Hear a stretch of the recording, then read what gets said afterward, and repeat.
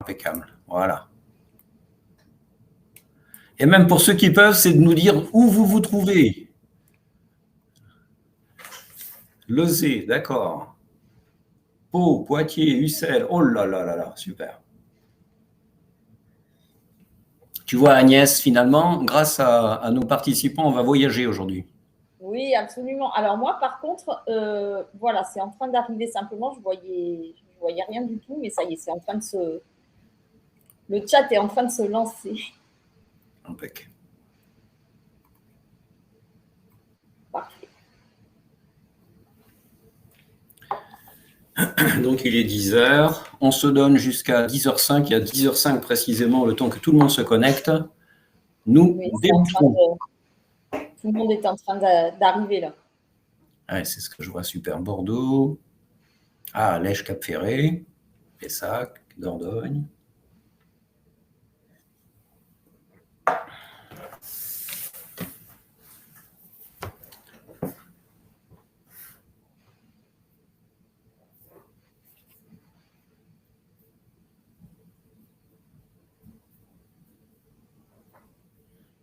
Ah là, ça va vite, hein. Oui, oui, ça commence à monter sérieusement.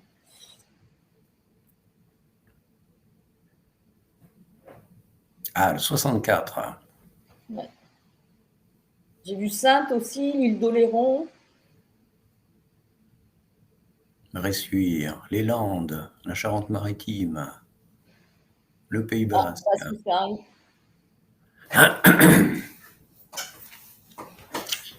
Brive. Très bien.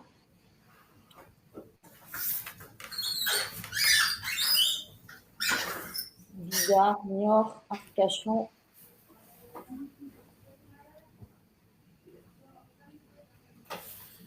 Isabelle.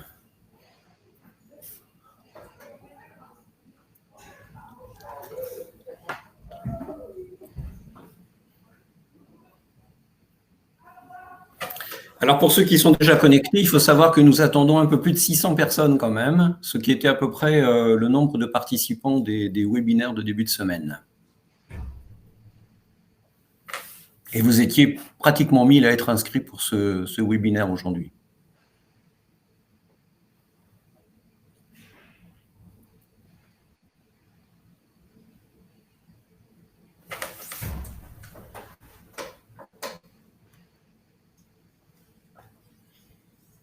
Oui, quand même. Ça fait du monde.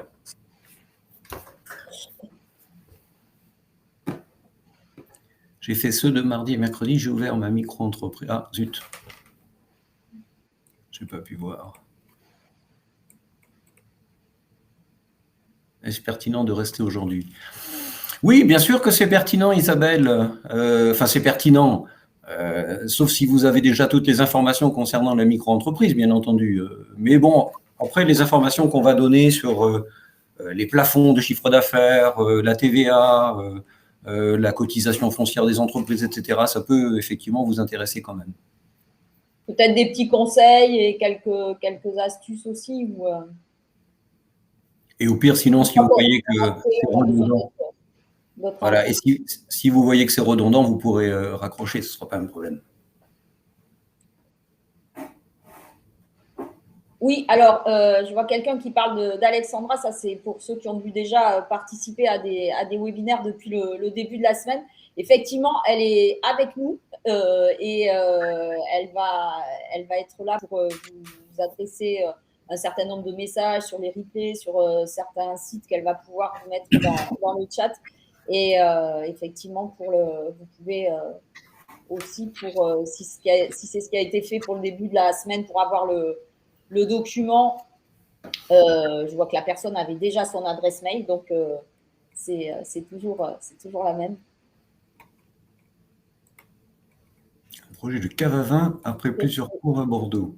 Très bien. Excellente idée hein, d'ouvrir une cave à vin. Super.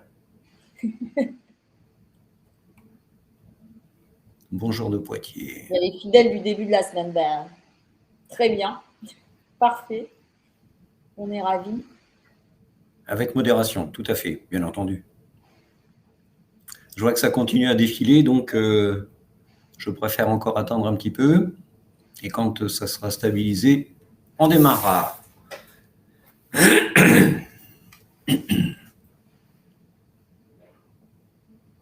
Oui, alors j'ai aperçu quelqu'un qui demandait si on allait aborder aussi la partie inscription. Alors oui, bien sûr, un peu rapidement, mais on va vous donner les informations pour pouvoir faire la déclaration d'immatriculation de votre entreprise.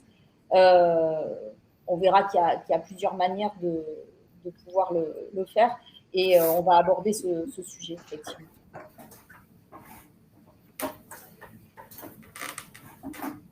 Alors, j'ai aperçu, mais très très rapidement, j'ai vu quelqu'un qui a dit qu'il allait créer sa SASU. Donc, effectivement, là, on ne va pas parler de ça aujourd'hui parce que c'est vraiment un statut juridique complètement différent. Il n'y a rien de pareil. Déjà. Et du coup, si là, peut-être je vous conseille d'aller soit la journée porte ouverte de l'ADI, soit de regarder aussi des diaporamas qui sont en ligne sur le site de l'URSSAF où on aborde cette partie, tout au moins pour nous, pour la partie déclaration, pour la partie salaire, puisque en SASU, vous êtes assimilé salarié. Mais là, aujourd'hui, sur l'auto-entreprise ou la micro-entreprise, comme vous voulez, c'est pas le sujet. Enfin, je ne sais pas ce que tu en penses, Alain. Mais... Ah, tout à fait. Enfin, j'aborderai le sujet au départ, notamment quand on abordera un peu le IRL. Mais là, c'est vraiment la micro-entreprise et on ne parlera pas des autres types de sociétés. Bien, non, ça continue à arriver. Alors, si je parle un peu plus fort comme ça, est-ce que c'est mieux? Il y a quelqu'un qui me disait qu'il ne m'entendait pas trop bien. Alain, tu m'entends, toi? Ah, parfaitement. D'accord. Donc, RAS sont impeccables. Bon, c'est parfait. Très bien. Oui, ça continue à arriver. Donc, je pense qu'il faut que nous attendions encore un petit peu. On est déjà là, bien sûr, nous aussi, je vous rassure. Son OK. Gîte de chambre, d'accord.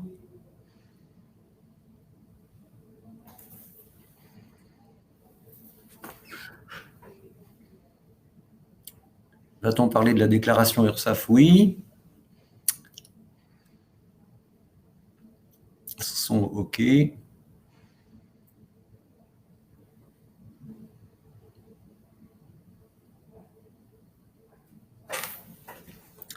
La durée du webinaire, normalement, c'est 1h30. J'ai vu le message passer, mais ça va très très vite, hein, donc on n'a pas le temps de tout voir. Normalement, c'est 1h30, donc normalement, autour de 11h30, nous aurons terminé. Pour ceux qui ont d'autres obligations.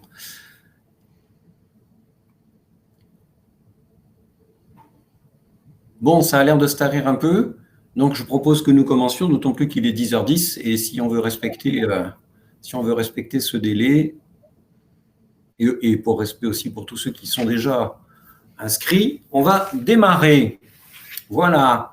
Alors, donc Agnès et moi sommes absolument ravis de savoir que vous êtes très très nombreux à nous écouter aujourd'hui pour ce sujet intéressant qui consiste à regarder ce qu'est la micro-entreprise, hein, quels sont le b.a.-ba, comme on l'a mis, de la micro-entreprise.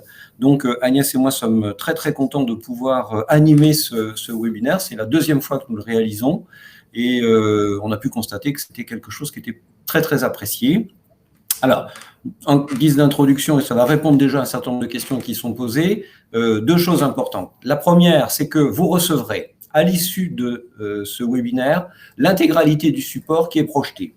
C'est la première chose. Donc, vous pourrez toujours vous y référer. La deuxième chose, et du coup, j'en aurai trois, la deuxième chose, pour ceux qui n'auraient pas pu avoir connaissance de tout ce que nous allons projeter parce que ça va peut-être aller un petit peu vite. Nous avons prévu des séances de journée portes ouvertes la semaine prochaine. Donc, dans toutes les agences ADI, ce sera le vendredi 4. Et donc, vous pourrez vous rendre dans nos agences pour soit exposer vos situations personnelles, soit revenir sur ce que nous aurons présenté aujourd'hui. Troisième chose que je voulais vous dire, c'est que vous ne le voyez pas vous, mais moi je le vois. Nous avons donc un chat qui se déroule. Vous avez la possibilité de nous poser des questions. Vous allez être plus de 600, je ne sais pas combien vous êtes déjà aujourd'hui, mais vous allez être plus de 600. Donc, si chacun pose une question, évidemment, ça va être très compliqué pour y répondre et respecter les délais.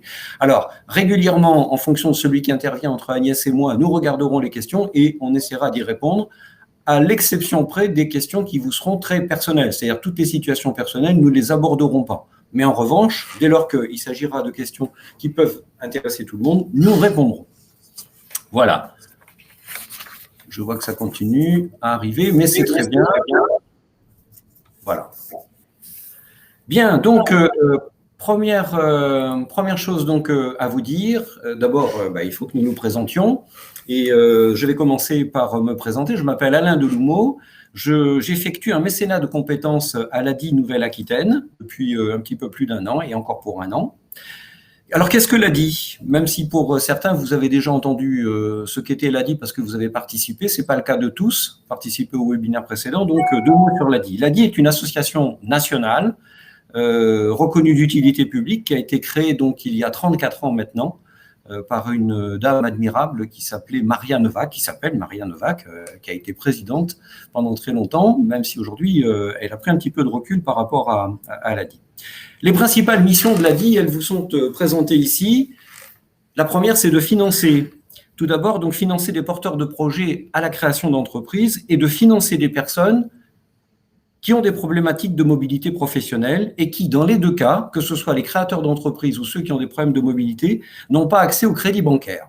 Petite précision, ne pas avoir accès au crédit bancaire, ça ne veut pas dire forcément avoir des incidents, c'est-à-dire être interdit bancaire ou avoir eu des incidents sur sa carte ou avoir eu des retards de paiement de crédit. Il s'agit de personnes pour lesquelles vous avez pu déjà déposer un dossier à la banque et que la banque ne souhaite pas vous financer. Nous sommes là, nous, pour prendre le relais, dans certaines conditions bien entendu, mais nous sommes là pour prendre le relais dès lors que les établissements bancaires n'accepteraient pas de vous accompagner. La deuxième mission, c'est accompagner, comme vous le voyez.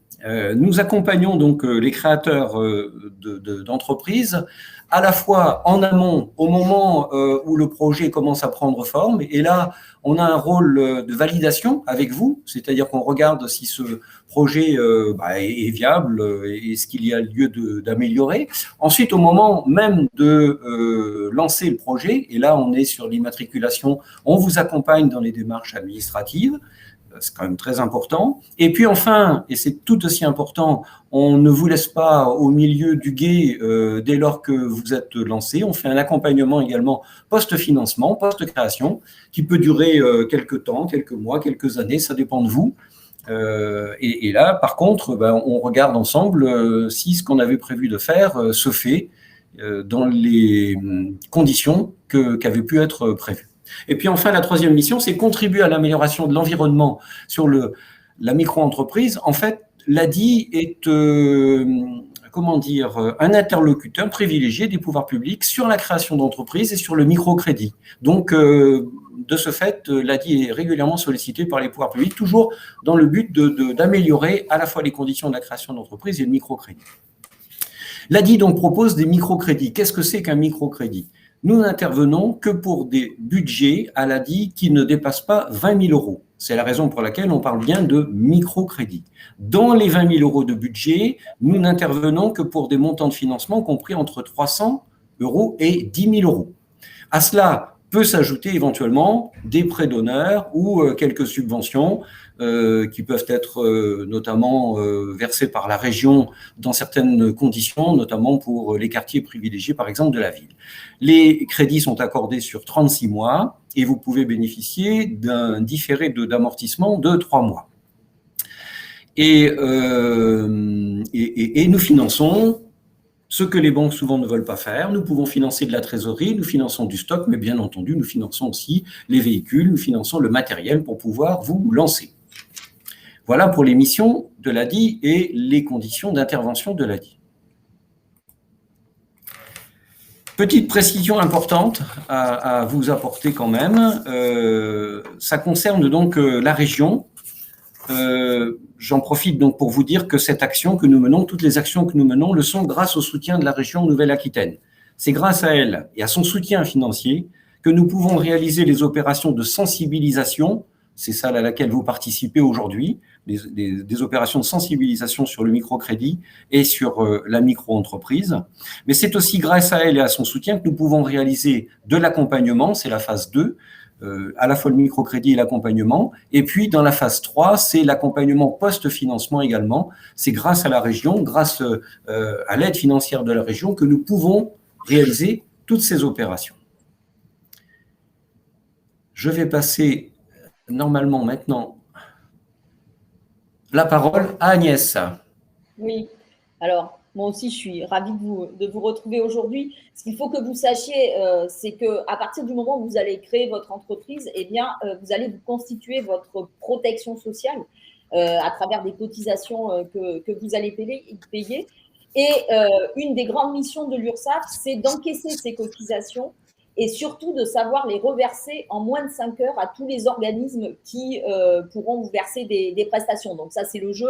Je paie des cotisations, des contributions, mais c'est ça qui me permettra de pouvoir avoir un certain nombre de prestations sociales par la suite. Et puis, on est là aussi en grande mission avec une mission de contrôle avec 2 casquettes, bien sûr, pour garantir l'équité entre les différentes entreprises, mais aussi pour faire de la prévention et vous sensibiliser au fait qu'il peut être dangereux, soit immédiatement, soit pour plus tard, de ne pas se déclarer ou de ne pas déclarer ses salariés si un jour vous avez des salariés, parce que le immédiat, eh bien, ça peut être des amendes, etc. Mais le plus tard, ça peut être aussi une problématique sur le montant de vos prestations. Donc, c'est pour ça que cette mission de contrôle a plusieurs casquettes. Donc, on ne va pas aller plus loin dans l'émission de l'URSSAF aujourd'hui, mais ce qu'il faut bien retenir surtout, c'est ce côté, je paie des cotisations et ça me permet d'avoir des prestations sociales. Merci Agnès. Alors, la micro-entreprise, qu'est-ce que c'est? La micro-entreprise, ce n'est pas un statut. La micro-entreprise, c'est un régime d'exploitation individuelle d'une entreprise qui a un impact, une incidence sur le régime d'imposition et la couverture sociale de l'entrepreneur.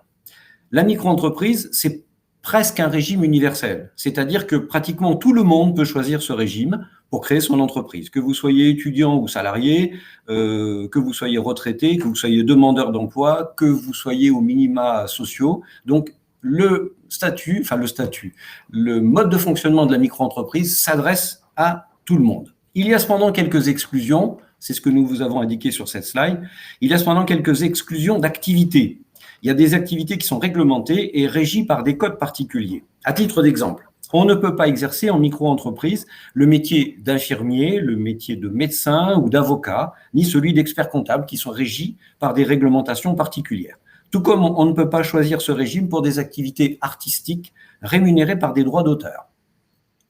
On ne peut pas exercer des activités agricoles qui, elles, sont rattachées à la mutualité sociale agricole.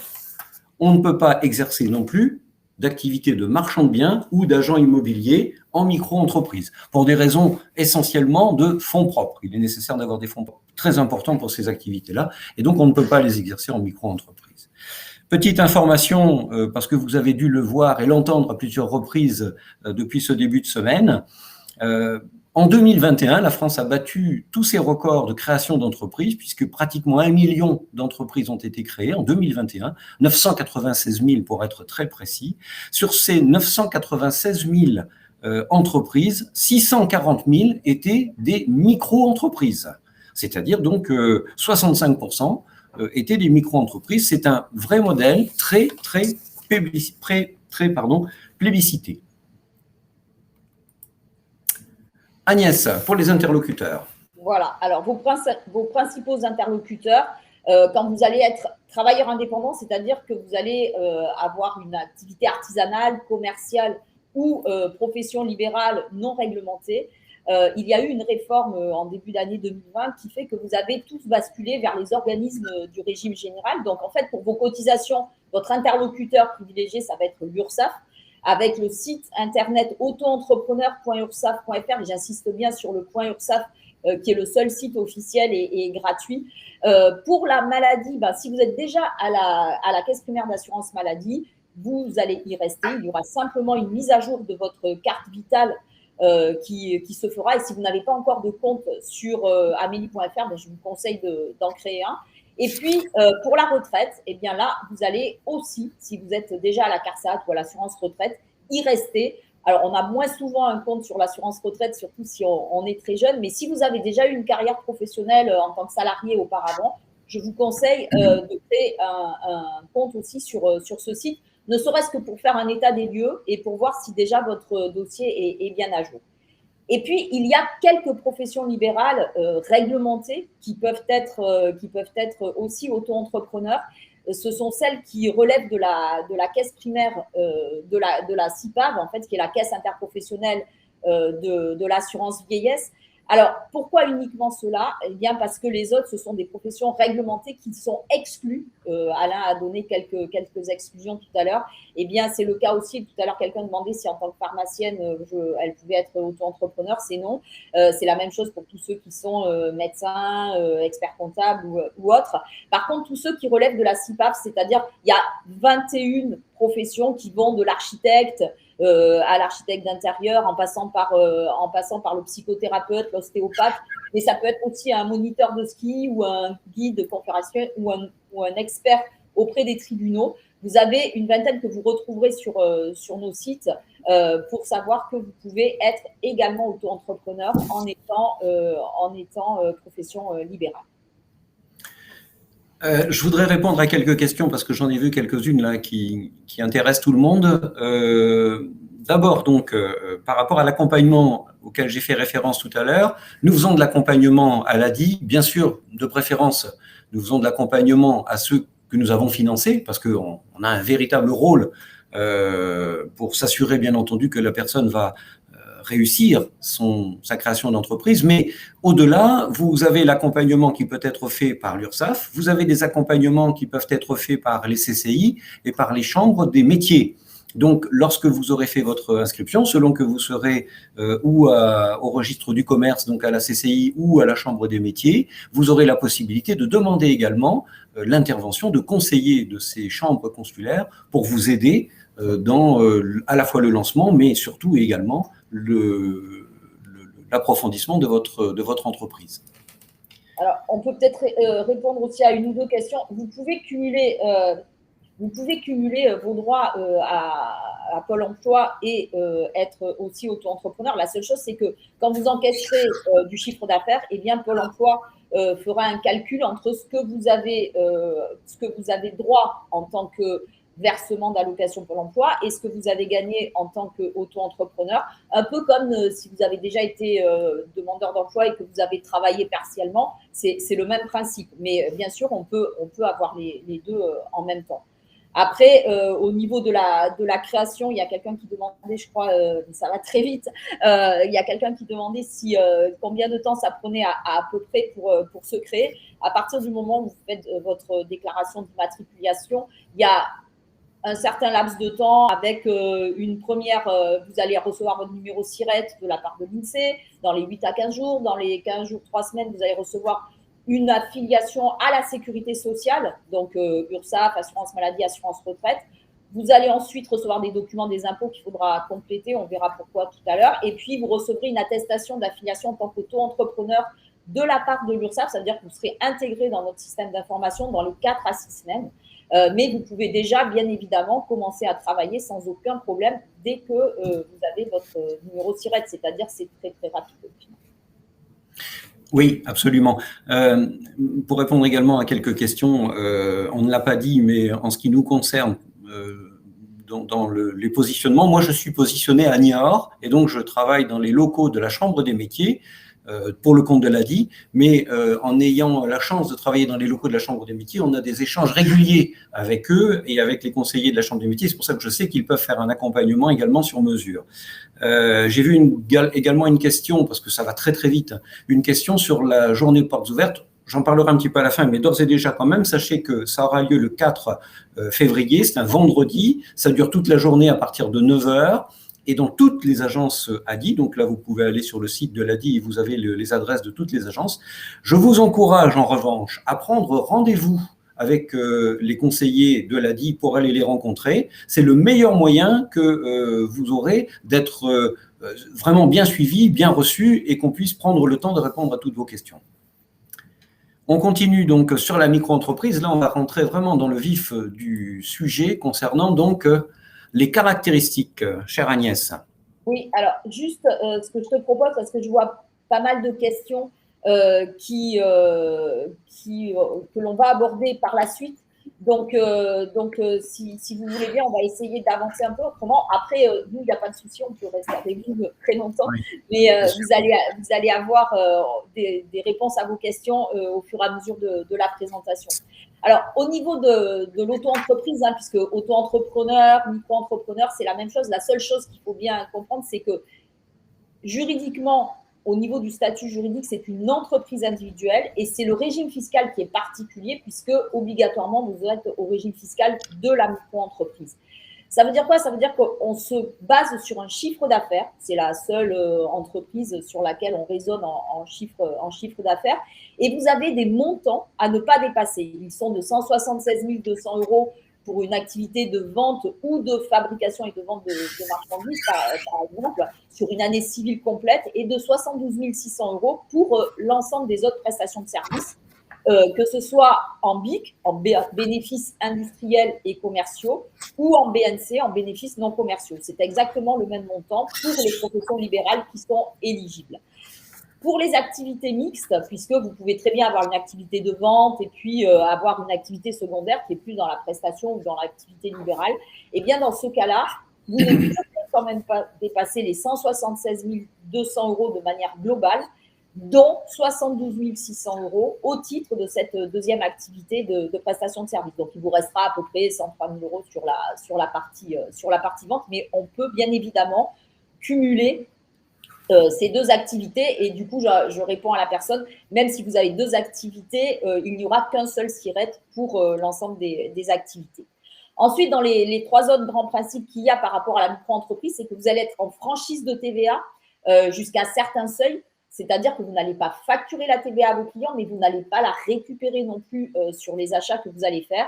Et là, malheureusement, les seuils ne sont pas les mêmes puisque vous le voyez, hein, vous allez, à partir du moment où vous allez dépasser les 94 300 € si vous êtes dans la vente ou les 36 500 € si vous êtes en prestation de service, eh bien, vous serez obligé, à partir du premier jour au cours duquel vous dépassez ces montants, alors qui d'un côté, c'est plutôt positif, hein, parce que ça veut dire que votre entreprise démarre bien, mais vous serez obligé de demander un numéro de TVA intracommunautaire à l'administration fiscale et de facturer de la TVA à vos clients.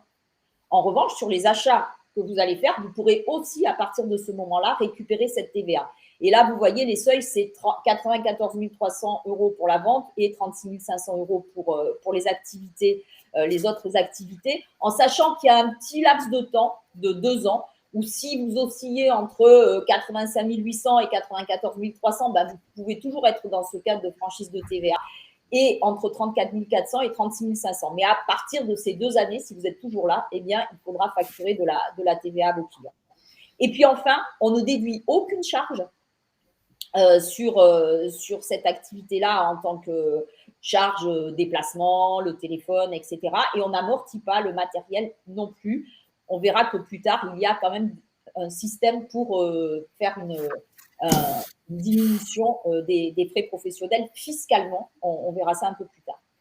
Au niveau du montant, et on va juste l'aborder très rapidement parce qu'on va y revenir dessus, ce qu'il faut savoir, c'est qu'on va appliquer un taux de cotisation qui va comprendre toute la protection sociale obligatoire sur le chiffre d'affaires que vous allez encaisser. Et le gros avantage que vous avez, c'est qu'on vous demande de déclarer ce chiffre d'affaires que quand vous l'avez encaissé, pas uniquement facturé. L'avantage, c'est que si vous avez des clients ou des entreprises qui vous paient avec du décalage, ben, vous n'êtes pas obligé de faire l'avance de trésorerie et vous ne payez pas les cotisations en avance, mais vous attendez d'avoir encaissé l'argent, la totalité pour les payer.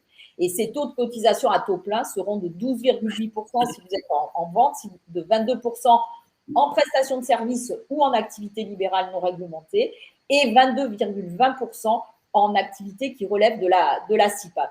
Mais on verra que dans un premier temps, si vous rentrez dans les conditions, vous pourrez avoir des taux réduits grâce à l'aide à la création à la reprise d'entreprise, donc la fameuse ACRE. Avant de passer à la slide suivante, je voudrais répondre à une question tout à fait pertinente. Elles le sont toutes, hein, bien entendu, mais ça va trop vite, il y a beaucoup de questions. Je voudrais répondre à une question concernant la durée d'exercice. Quand on est en micro-entreprise, on n'a pas le choix. L'exercice commence le 1er janvier et se termine le 31/12. Donc, pour savoir si vous êtes dans les seuils de chiffre d'affaires, si vous commencez votre activité au 1er juillet, par exemple, eh bien, ce sera au prorata. C'est-à-dire donc, vous aurez une activité de 6 mois, mais multiplié par 2, on saura si vous êtes dans les 176 200 € de maximum de chiffre d'affaires à exercer sur l'année. À la différence, bien sûr, d'une SASU, d'une SARL ou de n'importe quel autre type de société, où vous pouvez avoir un exercice qui commence le 1er juillet et se termine le 31/12, et donc où il y a bien également 12 mois, mais qui peuvent être sur 2 années civiles. La spécificité de la micro-entreprise, c'est qu'on est vraiment sur un exercice de l'année civile. Voilà, dans les questions qui étaient posées. Donc, Agnès, je vais te proposer de continuer. Voilà. Donc, si tu peux me passer, parce que moi, les diapos ne passent pas, en fait. Normalement, elle y est, là, le zoom sur les taux. D'accord. Donc, comme je vous le... Ah, ça a dû repartir. Ici, c'est bon, je l'ai remise. OK. Bon, moi, je ne touche pas au diapo, ça sera plus simple. Si vous avez… Ah, ça a retouché. L'ACRE, si vous voulez, c'est ce que je vous disais tout à l'heure, c'est que si vous êtes demandeur d'emploi, indemnisé ou non indemnisé, mais inscrit depuis au moins 6 mois, si vous êtes bénéficiaire du RSA, si vous avez moins de 26 ans, si vous avez moins de 30 ans, mais si vous êtes reconnu handicapé, ou si vous habitez dans un quartier prioritaire de la ville, eh bien, vous pouvez bénéficier de cette aide, de ce qui va vous permettre d'avoir un taux réduit de cotisation. Il faudra en revanche bien compléter un formulaire pour la demande d'ACRE sur le site auto-entrepreneur.ursaf.fr et l'adresser avec les justificatifs qui vous seront demandés. Et ce taux réduit, il vous sera appliqué entre le moment où vous créez jusqu'à la fin du 3e trimestre suivant. C'est-à-dire que, par exemple, là, je crée en janvier, eh bien, je vais avoir ce taux réduit de 50%, dont je parlais tout à l'heure, qui va s'appliquer jusqu'au 31 décembre 2022. Si je crée en mars, on est toujours dans le 1er trimestre. Donc, on sera toujours jusqu'au 31 décembre 2022. En revanche, si je crée à partir du 1er avril, eh bien, ça sera jusqu'au 31 mars 2023. Donc, ça veut dire que si vous hésitez sur le mois de création de votre entreprise, que vous arrivez plutôt en fin de trimestre, et si, bien sûr, si vous avez des clients, si vous devez signer des devis, il faut y aller tout de suite. Mais s'il n'y a rien qui presse, attendez plutôt un début de trimestre pour pouvoir bénéficier de ce taux réduit au maximum. Au bout de ces périodes, on va avoir les taux pleins qui seront de 12,8, 22 ou 22,20%, comme je vous le disais, sur le taux de cotisation, auquel on ajoutera 0,10, 0,20 ou 0,30% au titre de la contribution à la formation professionnelle qui pourra vous permettre d'avoir des aides financières si vous souhaitez suivre des formations.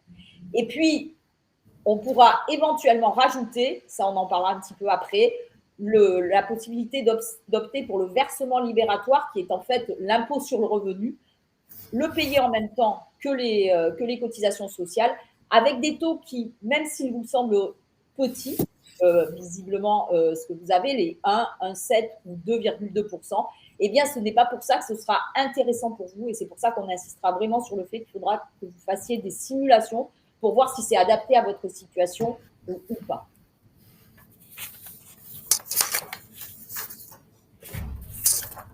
Très bien. On va revenir sur les obligations fiscales. Concernant les obligations fiscales, donc le micro-entrepreneur bénéficie d'un régime d'imposition simplifié. Ça veut dire qu'il déclare ses revenus dans la catégorie des bénéfices industriels et commerciaux donc dans la rubrique micro BIC, on utilise pas mal d'acronymes. J'ai vu que vous étiez quelques-uns à poser la question. Donc le micro BIC, micro bénéfices industriels et commerciaux pour une activité commerciale ou artisanale. Des bénéfices non commerciaux, micro BNC pour les activités libérales. Le revenu imposable, pardon. Oui. Excuse-moi Alain, yes. juste pour revenir. La dernière colonne du tableau, en fait, c'est si vous optez aussi pour le versement libératoire, c'est parce qu'on fera 12,8% si vous êtes dans la vente, par exemple, auquel on ajoutera les 1% dont je vous parlais pour le paiement de l'impôt sur le revenu. Et donc, ça fera un global de 13,8%. En fait, la dernière colonne, c'est le cumul entre le taux plein plus le taux du versement libératoire si vous souhaitez opter pour cette option. OK. Donc, le revenu imposable est calculé à partir du chiffre d'affaires et après abattement forfaitaire dont nous venons de vous parler, ce qui signifie qu'on ne peut pas faire de déduction de charges réelles ou pratiquer des amortissements sur les matériels. Il faut déclarer dans la rubrique adéquate le chiffre d'affaires sans abattement. C'est l'administration fiscale qui se charge de faire les abattements. Donc, on les rappelle quand même parce qu'ils sont importants et ils sont significatifs. Quand vous faites de l'achat-revente et que vous êtes donc en bénéfice industriel et commercial, vous voyez que le pourcentage forfaitaire des frais déductibles il est de 71%, ce qui fait que l'administration considère que le montant de vos revenus imposables est de 29% de votre chiffre d'affaires. Sur les activités, les autres activités, notamment artisanales, donc activités relevant du BIC toujours, c'est 50%, et donc ce qui signifie que vos revenus sont de 50% de votre chiffre d'affaires. Enfin, les bénéfices non commerciaux, l'abattement n'est que de 34%, et là, vous êtes imposé sur 66%. Donc, aucune déduction de charges réelles, je le redis, ni pour le matériel, ce n'est pas possible.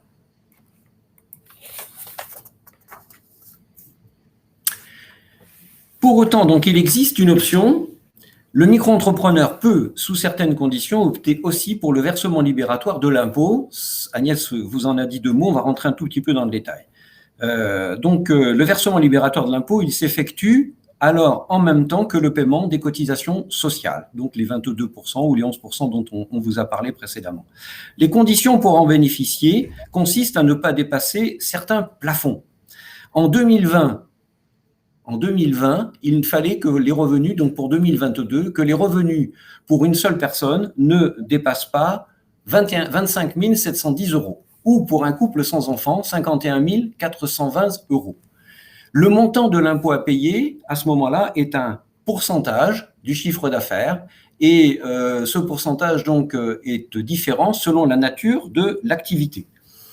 Il est de 1% pour les activités de vente de marchandises, de fourniture de denrées et de prestations d'hébergement. Par exemple, les chambres d'hôtes, j'ai vu tout à l'heure que des personnes nous interrogeaient sur les chambres d'hôtes, vous seriez dans cette catégorie.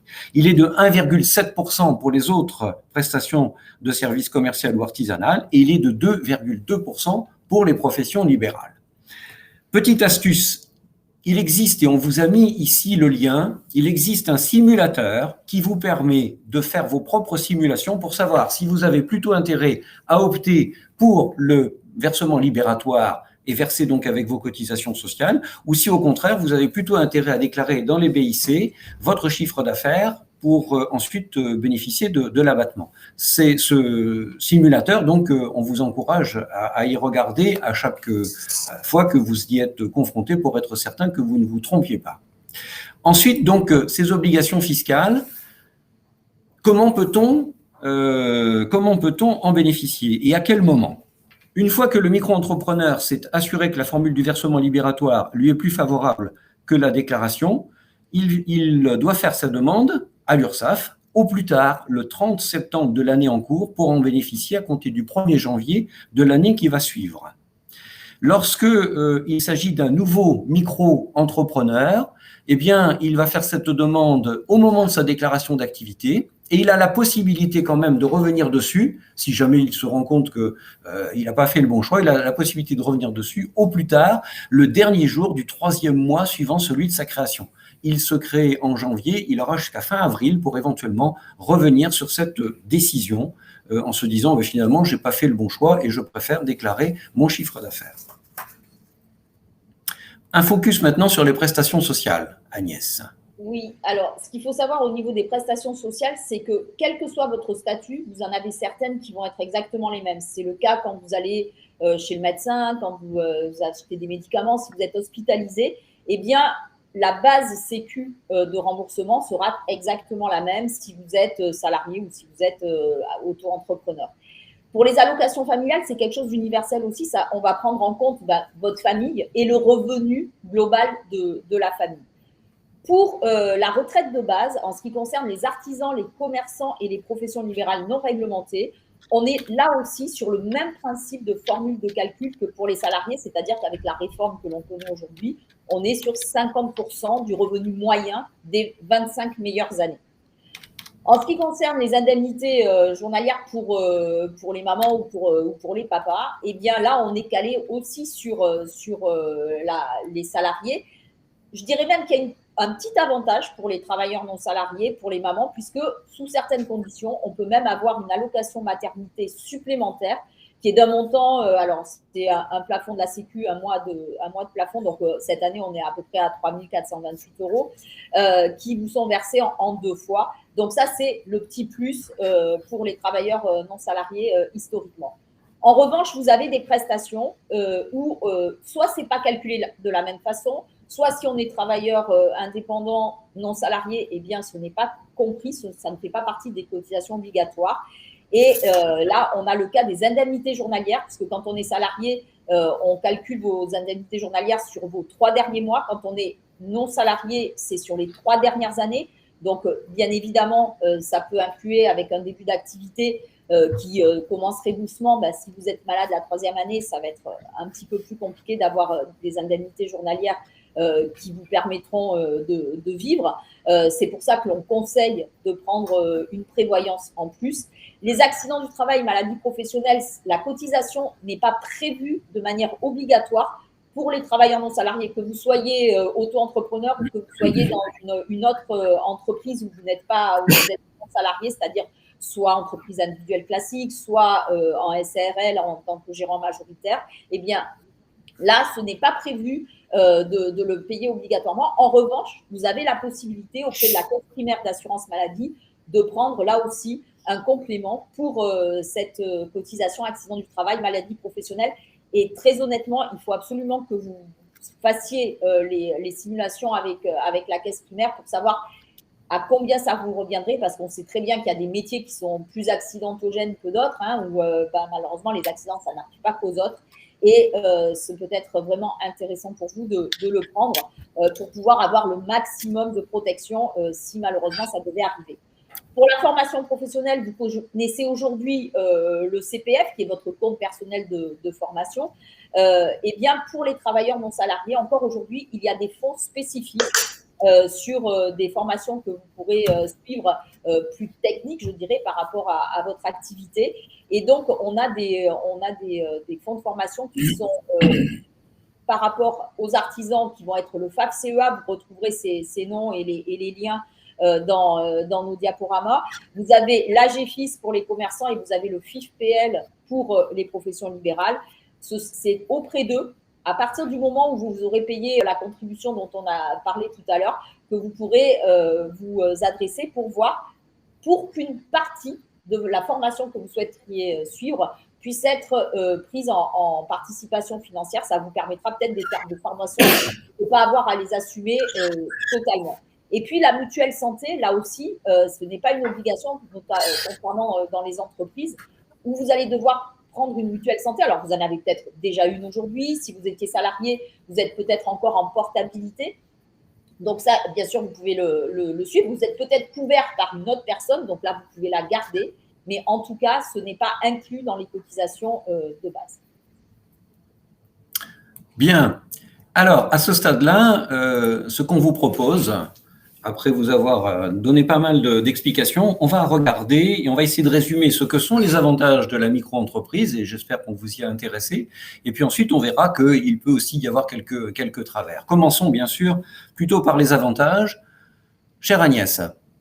Alors, les avantages, c'est que effectivement, à partir du moment où vous avez vraiment préparé votre entreprise, parce que c'est pas parce qu'on dit que c'est plus simple que voilà, c'est pas un gadget non plus, c'est une véritable entreprise. Donc ça se prépare vraiment avec toutes les personnes qui doivent vous accompagner, avec une étude de marché, avec un prévisionnel, avec une détermination de vos coûts de vente pour voir comment vous allez gagner votre vie avec cette activité. Une fois que vous avez créé, effectivement, on est dans beaucoup plus de simplicité puisque il y a pratiquement pas d'obligations comptables. Hein. Vous devez avoir un livre de recettes et de dépenses. Donc, c'est quelque chose de très simple. Les cotisations, c'est toi qui prends les cotisations. C'est moi, voilà. Excuse-moi. Donc, on est vraiment sur la partie comptabilité, vraiment sur quelque chose de très simple et de très fluide.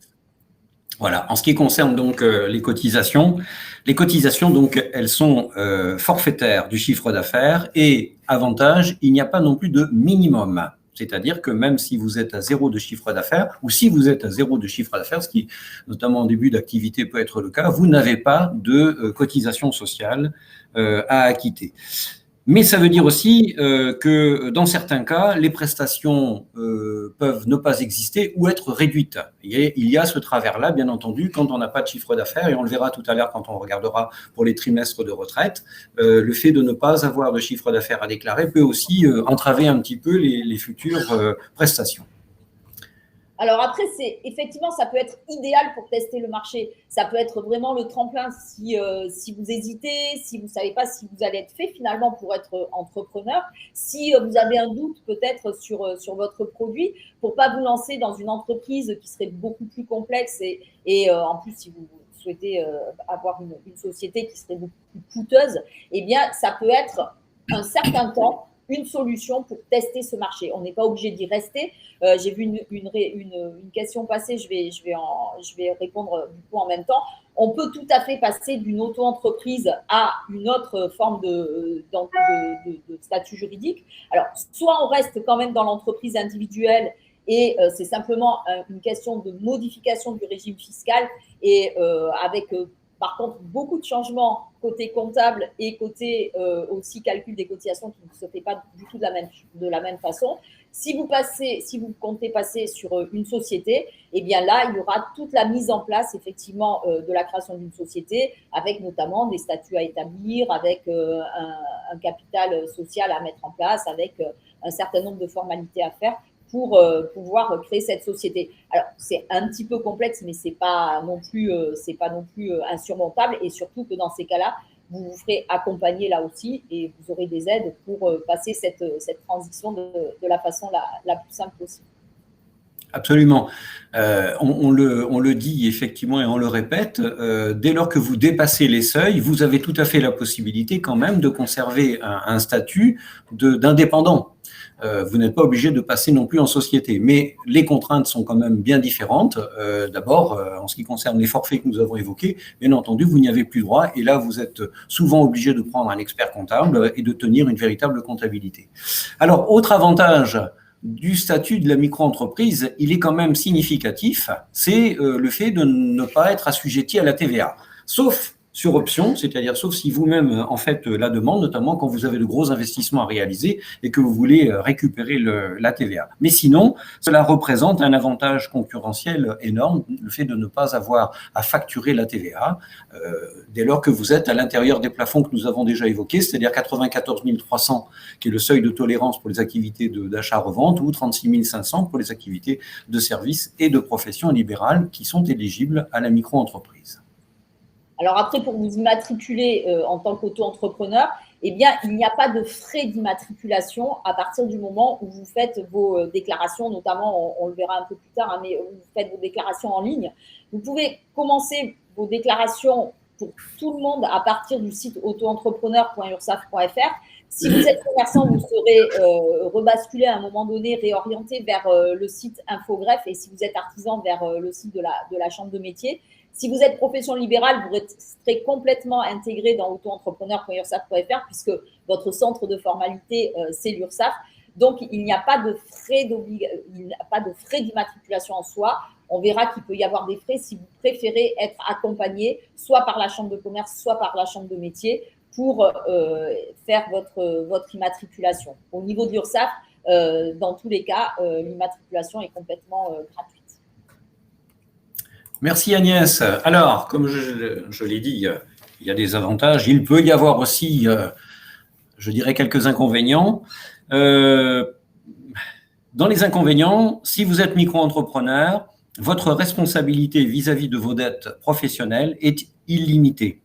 Ça veut dire qu'en cas de difficulté, avec vos créanciers professionnels, j'entends, vous engagez votre patrimoine personnel et professionnel, à l'exception de votre résidence principale, qui est dite insaisissable.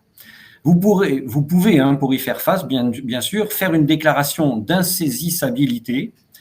Ça coûte un petit peu, il faut passer par un notaire, mais c'est tout à fait possible. Vous pouvez donc désigner un certain nombre de biens qui ne seraient pas saisissables. Ou alors choisir un autre statut que celui de la micro-entreprise, qui est un statut de la micro-entreprise d'ailleurs, et qui est l'EIRL. Alors là, je voudrais juste faire un petit aparté. Probablement que si vous suivez l'actualité, et si vous êtes en webinaire ce matin, c'est que vous suivez l'actualité sur la micro-entreprise. Vous savez qu'il y a un projet de loi qui a été voté déjà en mois d'octobre par le Sénat et qui, le 10 janvier, vient d'être voté par l'Assemblée nationale, pour lequel nous attendons les décrets d'application, qui fait que probablement l'insaisissabilité du patrimoine concernera prochainement, pour les travailleurs indépendants, pour les entrepreneurs indépendants, la totalité du patrimoine personnel. Donc, on attend les décrets d'application, ce qui fait que vous n'aurez plus besoin de créer une EIRL ou de faire une déclaration d'insaisissabilité avec les coûts inhérents à ce type de déclaration. Pour l'image, Agnès. Au niveau de l'image, alors ça, c'est quelque chose qui, heureusement, a beaucoup évolué depuis le début de ce régime qui a été créé maintenant, il y a un peu plus de 10 ans.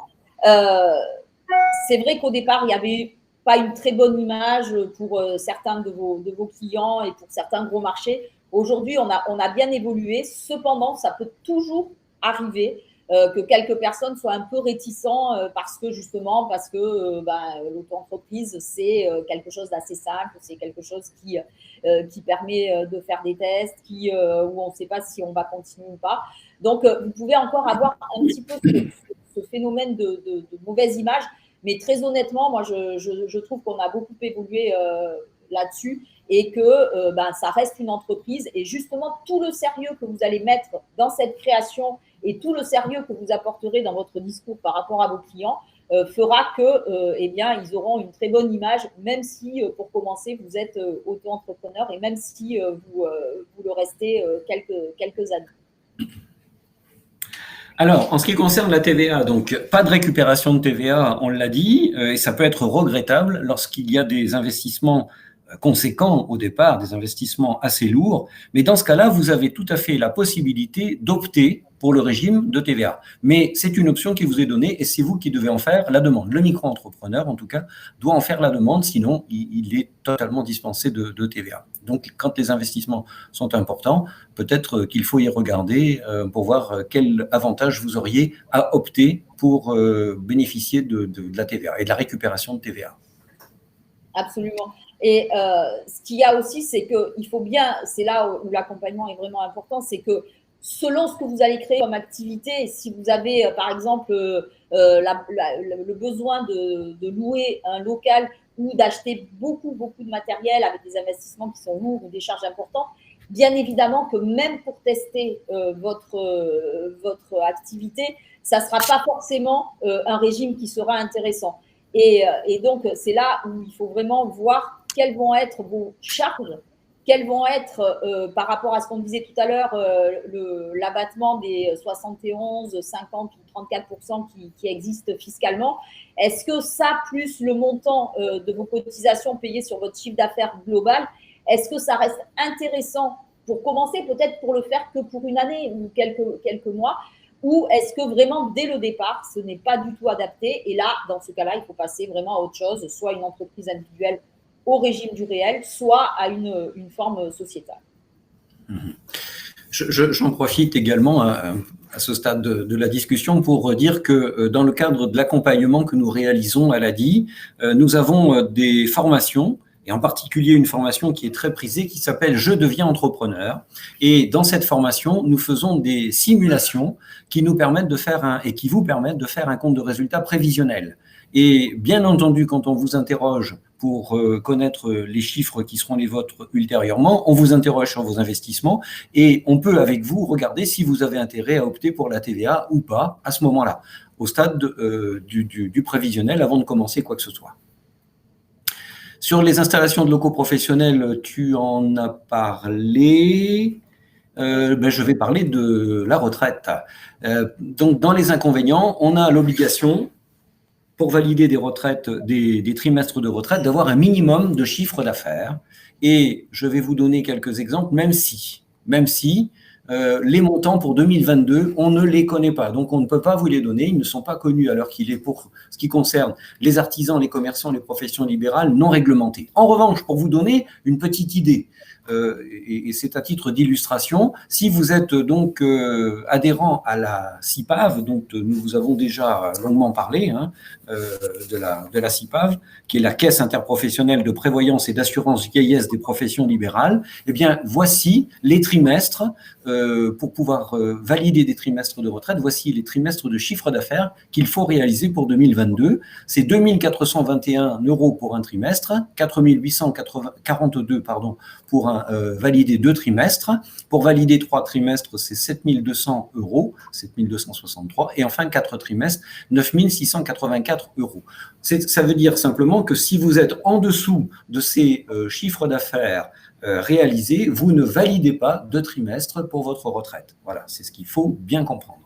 Alors, ce qui peut être intéressant quand même, c'est que, alors ça, ce sont les chiffres de la CIPAV qui sont, je dirais, pratiquement les plus bas. Donc, quand on est dans la vente, on est beaucoup plus Sur des chiffres supérieurs. On espère vraiment les avoir. Mais par contre, vous n'êtes pas obligé non plus de valider tous vos trimestres par la même activité. C'est-à-dire que si aujourd'hui, vous êtes à Pôle emploi avec des allocations chômage, si vous êtes salarié encore aujourd'hui, vous pouvez très bien valider soit une partie de vos trimestres, soit la totalité de vos trimestres par rapport à cette activité et les compléter éventuellement par l'activité auto-entrepreneur. On peut tout à fait mixer tous vos revenus pour arriver au final à valider 4 trimestres. En revanche, si vous êtes salarié ou si vous validez déjà vos 4 trimestres par un biais, il n'y en aura jamais plus de 4 dans une année. Mais par contre, c'est le montant sur lequel vous aurez cotisé qui viendra être augmenté. Et au moment du calcul, eh bien, plus vous aurez gagné d'argent, bien évidemment, plus le calcul sera avantageux pour vous. Alors, donc, toujours au titre des résumés, donc, dans ce qu'on s'est dit précédemment, on vous rappelle donc qu'en 2022 et sous certaines conditions, le micro-entrepreneur peut bénéficier durant 4 trimestres, compris le trimestre de création, de l'aide à la création ou reprise d'entreprise, l'ACRE. J'ai vu dans le chat là tout à l'heure quand on nous demandait ce qu'était l'ACRE, donc c'est un acronyme, c'est l'aide à la création ou reprise d'entreprise. D'où l'importance, en revanche, et on a insisté, et on va insister encore un petit peu plus, d'où l'importance pour pouvoir en bénéficier pour 4 trimestres, c'est-à-dire une année civile complète, de commencer plutôt votre activité en début de trimestre civil, et non pas en milieu ou en fin de trimestre, parce que dans ce cas-là, vous perdez le bénéfice d'un trimestre. Alors, bien sûr, vous allez tous cotiser à l'URSSAF, puisque quelle que soit votre activité, je vous disais pour commencer, nous allons encaisser l'argent de vos cotisations et les reverser à tous vos organismes qui vous verseront les prestataires, que ce soit la caisse primaire, la caisse d'allocation familiale, la CARSAT pour la retraite, etc. Mais ce qu'il faudra savoir au niveau des prestations, et on en a parlé tout à l'heure, j'insiste bien sur les indemnités journalières de sécurité sociale qui sont vraiment en fonction du montant du chiffre d'affaires que vous allez avoir, et ce sera une moyenne qui sera faite.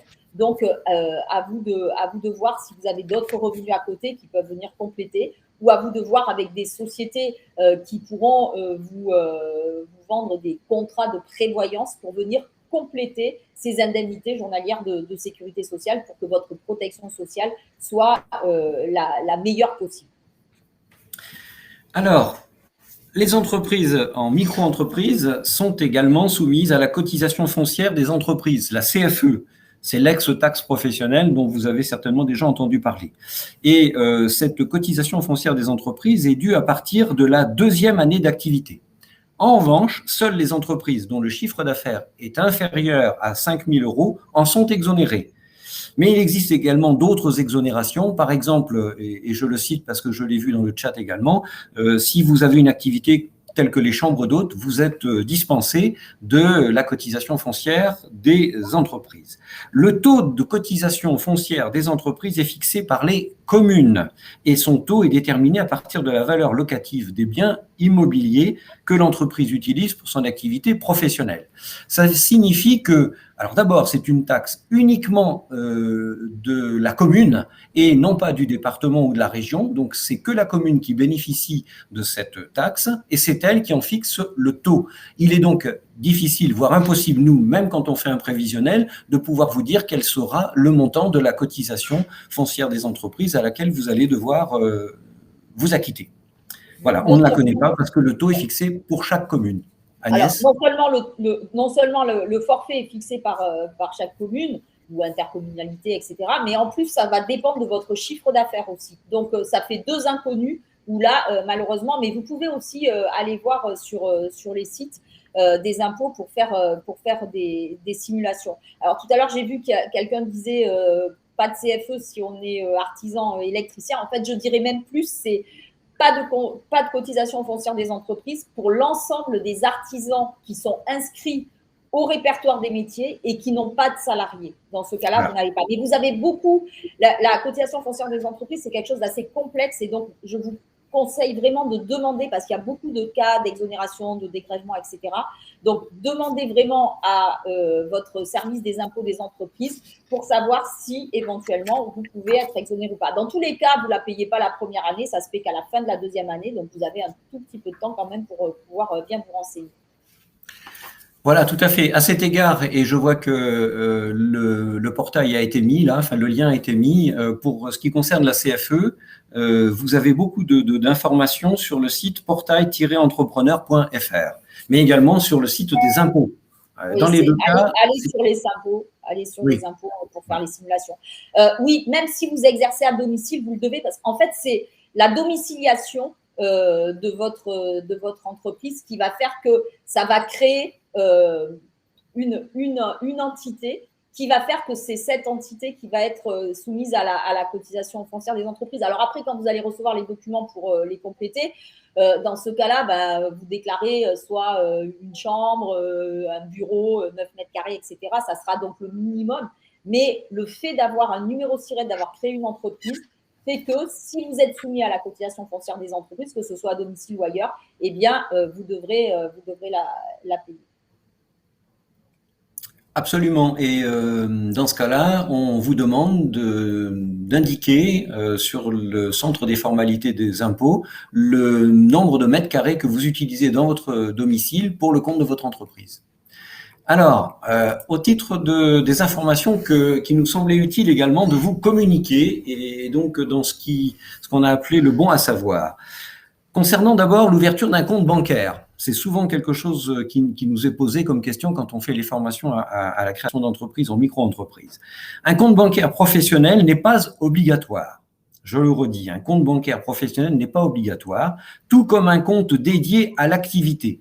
En revanche, le compte dédié est fortement conseillé.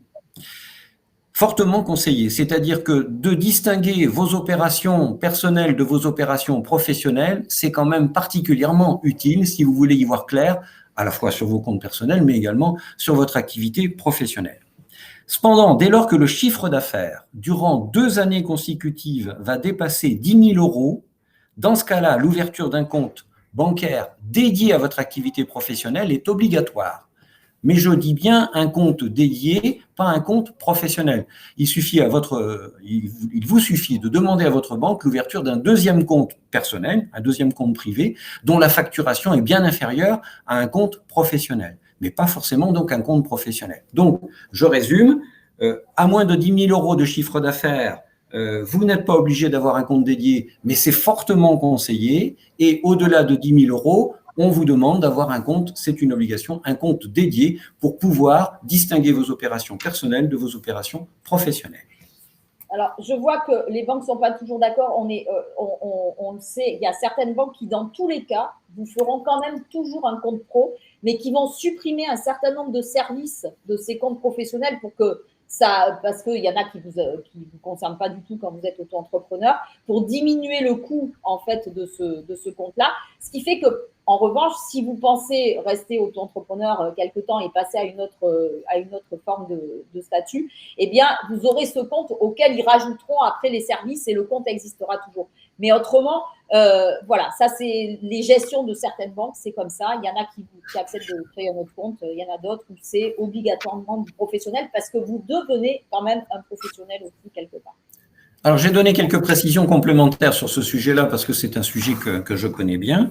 Ouais. La plupart des établissements bancaires ont créé maintenant un compte professionnel qui revient en fait à un compte dédié avec une facturation allégée. Et quand je dis allégée, pour vous donner une petite idée, c'est de l'ordre d'une dizaine d'euros par mois de facturation pour ce compte professionnel, c'est-à-dire quasiment l'équivalent de ce que vous avez sur votre compte personnel.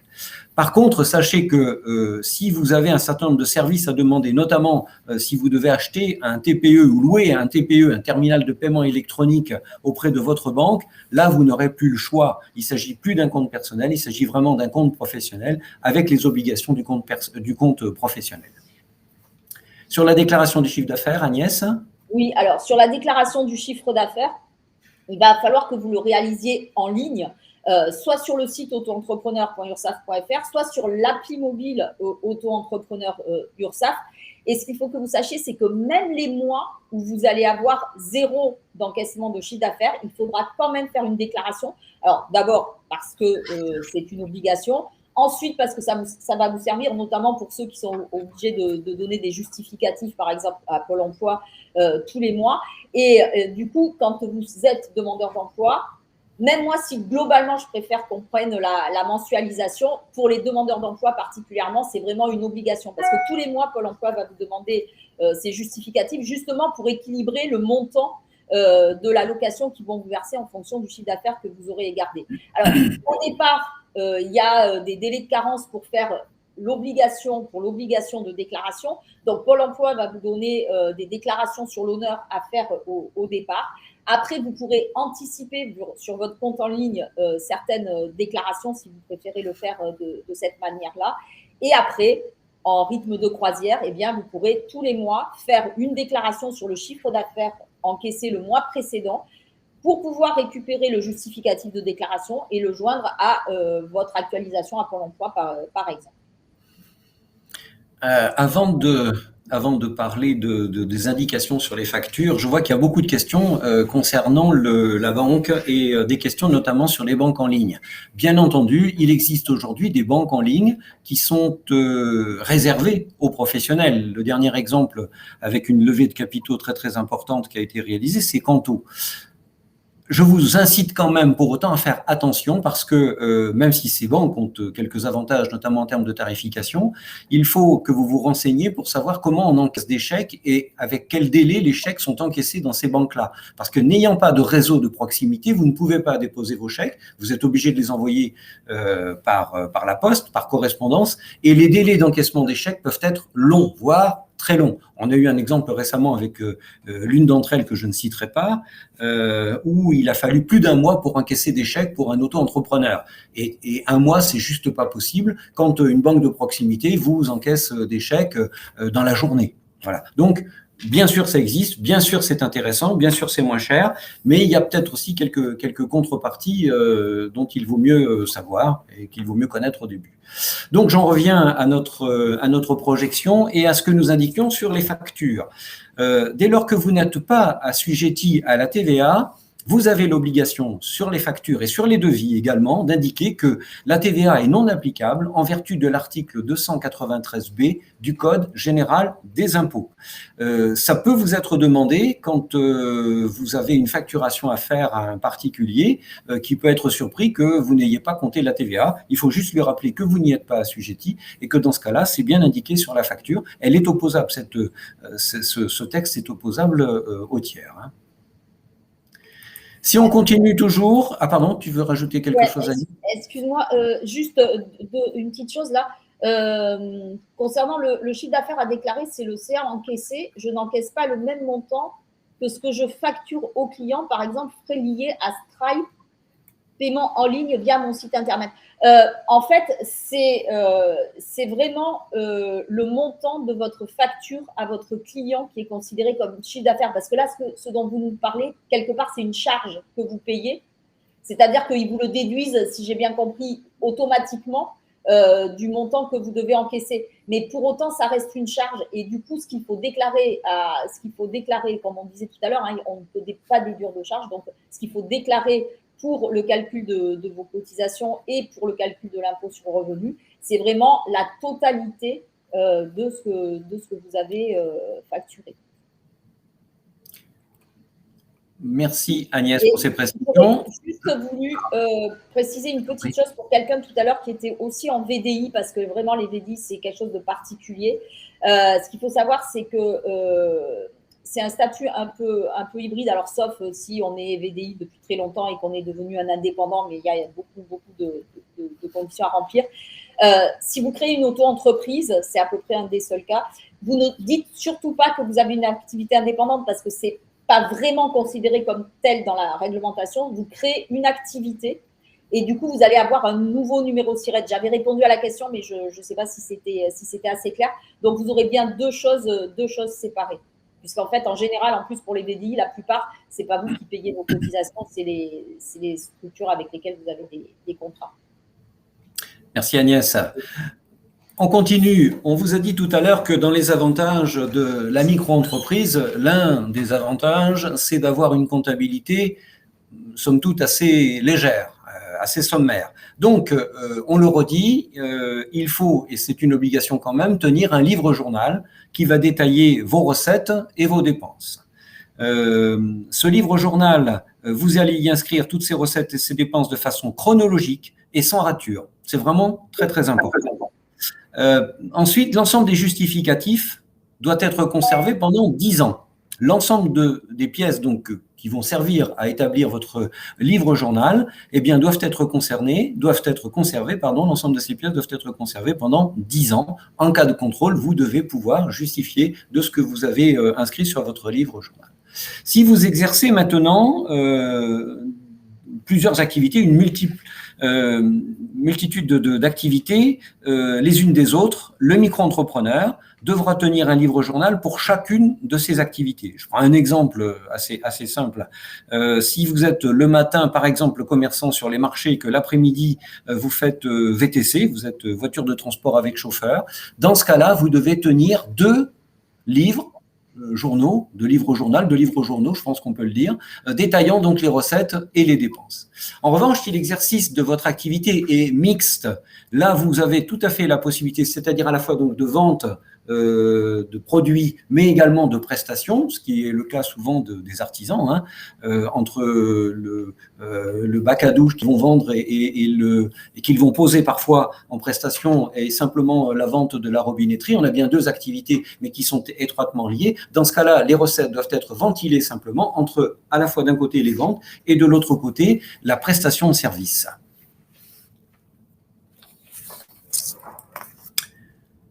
La protection, et ça c'est important aussi, la protection de l'activité. Agnès. Oui, moi j'ai essayé de répondre à une petite question entre deux. Alors, ce qu'il faut que vous sachiez aussi, c'est que vous le savez bien, hein, dans la vie courante, les gens sont de plus en plus procéduriers et donc il faut absolument, quelle que soit votre activité, même si vous avez l'impression que vous ne courez aucun risque, en fait, ce n'est pas vrai. Il y a toujours un risque et il faut souscrire une assurance. Alors, responsabilité civile professionnelle pour la plupart d'entre vous, quelquefois avec des obligations, vraiment, notamment si vous êtes artisan, avec l'assurance décennale ou biennale dans certains cas. Donc, ce sont des assurances qui vont vous protéger en cas de litige avec des clients. Alors, on est bien d'accord, hein, vous avez un litige, on essaie toujours de le régler à l'amiable parce que c'est ce qui va le plus vite, qui coûte le moins cher, qui est le moins mauvais pour votre image de marque, etc. etc. Donc ça, c'est important. Si vous travaillez avec des particuliers, vous êtes obligé de choisir un médiateur à la consommation en adhérant d'abord à une association ou à une fédération pour pouvoir choisir après un médiateur qui sera certains sont spécialisés dans vos activités. Au cas où vous n'arriviez pas à faire ce règlement à l'amiable avec votre client, et là, ça serait une autre façon d'essayer de le faire un peu plus à l'amiable. Et puis, si vraiment ça ne marche pas, c'est l'assurance qui va prendre le relais, en sachant que l'assurance, par contre, elle sera directe si vous n'arrivez pas, si vous travaillez avec des entreprises. Après, vous avez des assurances qui sont obligatoires, bien évidemment. Si vous avez un local, si vous vous servez de votre véhicule, vous devez, si vous recevez du public, il y aura aussi des règles et des assurances à prendre. Tout ça, il faut absolument faire des devis avec des assureurs pour savoir ce qui sera le plus intéressant en fonction de votre activité et de l'endroit où vous allez également l'exercer.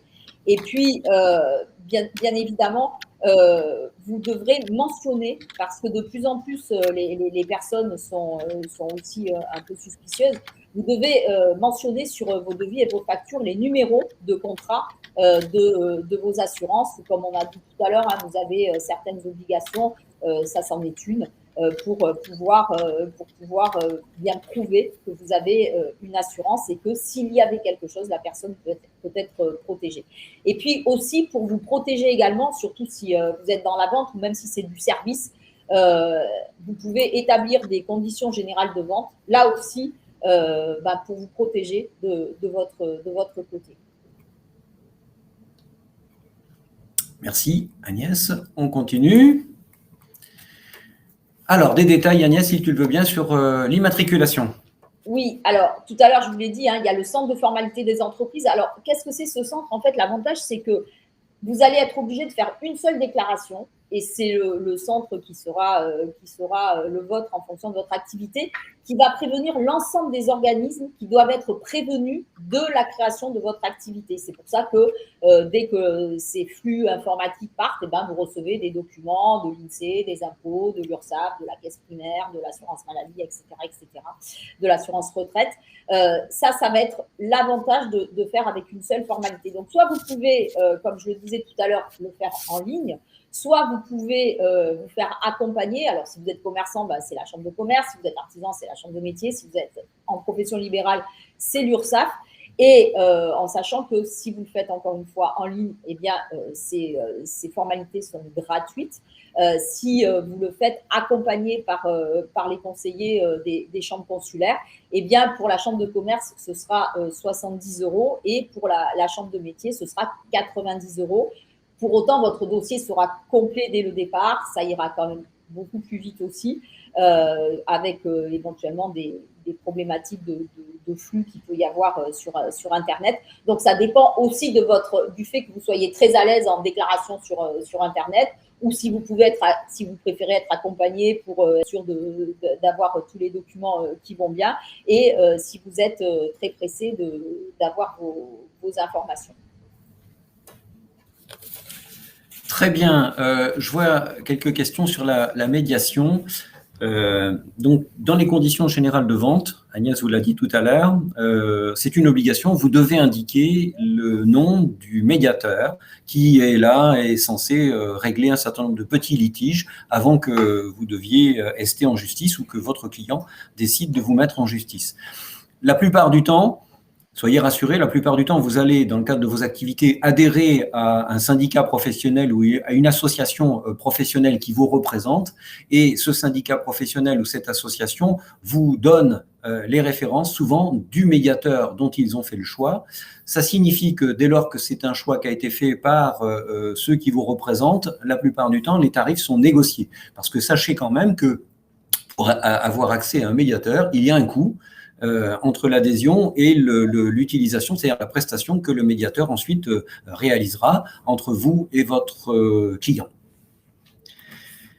Voilà. Alors, je crois que nous arrivons quasiment au terme. Ah non, il y a encore les services en ligne, pardon, Agnès. Il y a encore les services en ligne. Alors, simplement, ces services en ligne, ils vont vous permettre, en fait, de pouvoir être autonome. Tout à l'heure, j'ai parlé, bien évidemment, des déclarations des paiements que vous pourrez faire soit par télépaiement, soit par carte bancaire. L'avantage, c'est que vous aurez un compte en ligne où vous allez retrouver votre historique, où vous allez retrouver un tableau de bord, où vous allez avoir des alertes si, avant de faire vos déclarations, où vous aurez des relances si vous avez oublié de les faire, mais prenez bien cette habitude de routine de déclaration pour rentrer vraiment dans le monde professionnel. Vous pourrez échanger avec nous, bien évidemment. Vous pourrez aussi télécharger des attestations. Ça, c'est important parce que en début d'activité et même tout au long de la vie de votre entreprise, en fait, vous pouvez avoir notamment une attestation qui s'appelle l'attestation de vigilance qui prouve que vous êtes bien déclaré et que vous êtes à jour de vos cotisations.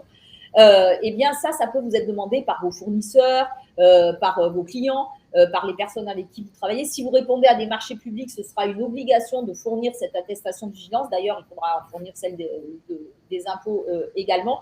Donc, tout cela, ça vous permet, ces multiples services en ligne, d'être autonome et de pouvoir les avoir très rapidement.